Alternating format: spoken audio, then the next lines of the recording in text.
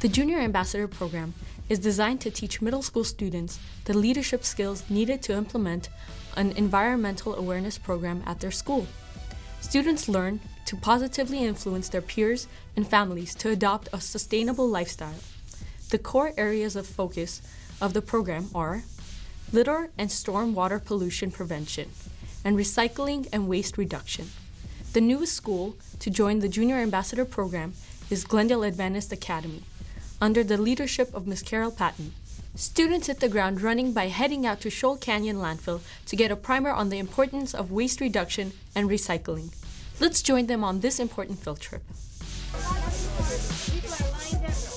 Jake Amar of the city's Public Works Department led the tour, describing the different sections of the landfill and how trash gets separated, processed, and how some of it gets recycled. Nobody's been here? Ideas, and you didn't even know you had a landfill. You know what they put in it? You guys know the 3 R's, don't you? Yes. Reduce.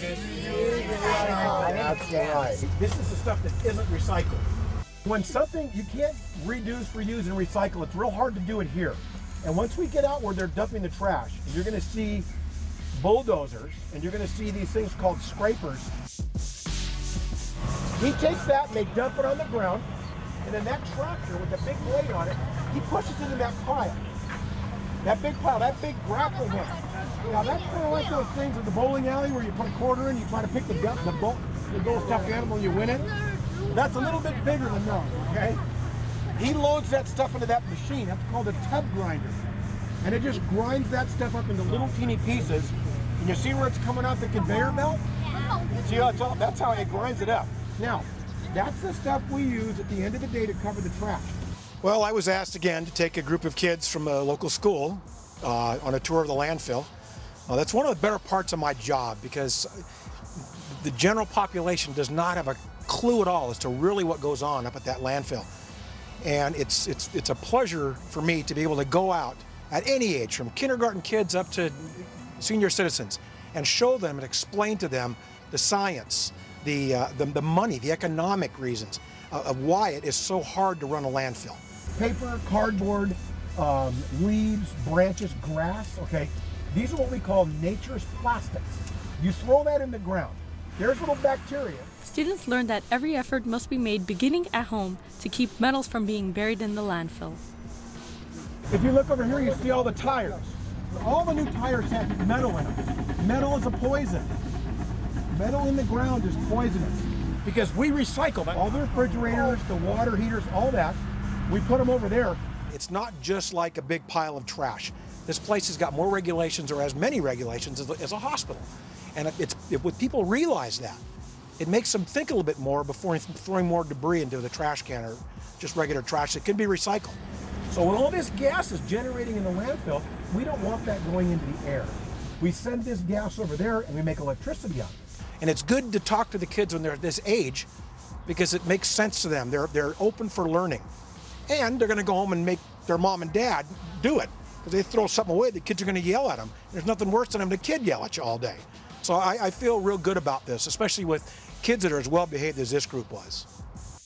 After the tour, students made a quick stop at Lower Scholl Canyon Park to have a discussion about how their image of the landfill had changed and to talk about what they had learned during the tour. Glendale's trash ends up there, and there may be recycling there, and it may be dirty. That's all we knew about a landfill before we took this trip.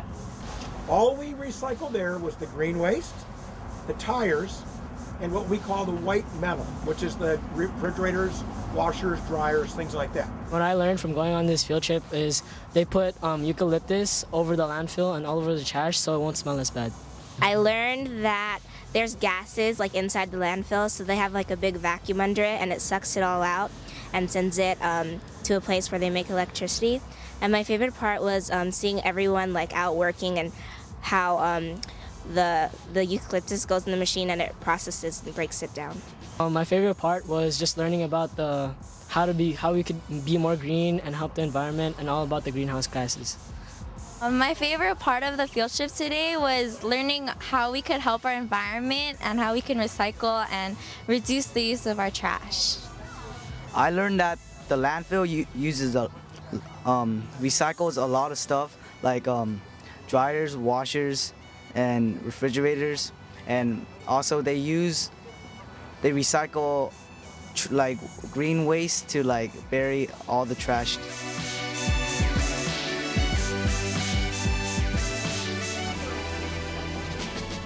Hi, thank you. A few weeks later, students took a trip to the city's recycling center, where Tom Brady of the Public Works Integrated Waste Management Division talked about everything that can be diverted from the landfill. The recycling center serves as a central processing facility for recyclables collected from the city's multifamily programs. But I just want to give you a general overview of what's going on here. So that's large building is the processing building where they sort mixed recyclables. Residents and businesses who bring recyclable materials to the center can deposit them voluntarily or exchange them for cash. The center pays full market value for many recyclable materials. So anything metal can be processed fairly easily because it melts. We actually also have scrap metal bins on the other side of this wall here. Metals are easily recycled because they are melted down and used to make new products. Aluminum from beverage cans is a commonly recycled metal. Any bulky items, we pick up refrigerators, any appliances. Scrap metal, coming from old appliances and other bulky items such as mattress frames, is placed in separate bins. You're in one of the only states in the country that has a global warming act that's very effective in terms of requiring a lot of new measures to reduce global warming. In the state of California, it is illegal to place electronic waste in the trash. Batteries, fluorescent lights, televisions, computers, and all electronic items with a circuit board, such as VCRs, printers, stereos, radios, microwaves, and telephones, can be dropped off at the recycling center. Large electronic items can be picked up through the city's bulky item collection service. Residents must schedule a pickup in advance by calling 818-548-3916. But you're going to have to figure out ways of reducing the world's and your own carbon footprint, which means reducing your travel, walk, and ride buses more and things like that. This is a big issue. Students had the opportunity to watch as recyclables were sorted into different piles and fed into balers for processing. If you look around, so there's cardboard, and this looks like a mixed paper pile here. There's aluminum, there's a glass pile, this is cardboard here. They're pulling it into various commodities. They're pulling out some straight trash at the very beginning. They try to separate some things that they can't use. They were surprised to find out that generally, far less energy is required to recycle products than is required to manufacture them from raw materials. In a storm, the water comes washing down the street. It goes down into a little catch basin. They're now installing those things. Tom closed out the tour by encouraging students not only to recycle at home and at school, but also by urging them to reduce stormwater pollution by not littering. During the tour, Tom even touched on the importance of conserving all natural resources, including water, by pointing out the recycling center's drought-tolerant perennial native landscaping. A big way to reduce waste is to try to replace high-maintenance plants like grass with perennial native plants or low-water plants. I've been doing this for a long time. We've been trying to get people to take out lawns and put in perennial low-water plants, native plants, in particular California natives, which grow here naturally, and with tree chip mulch around them. There's a lot of things you can do to reduce waste in the landscape, and this is using rainwater and reducing amount of lawns and using native plants that don't need extra. Once they become naturalized, they don't need any water.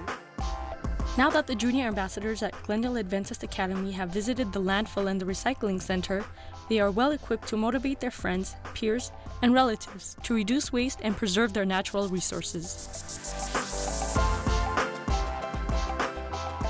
Throughout the school year, ambassadors can participate in various educational activities in addition to field trips. Be sure to tune into NSTV in the summer to find out which school will win the annual Middle School Recycling Challenge, and to see what else our young ambassadors have been up to. For more information about the Junior Ambassador Program, contact Sandra Rodriguez at 818-548-2877 or at sandrodriguez@ci.glendale.ca.us. For NSTV, I'm Katrin Madatian.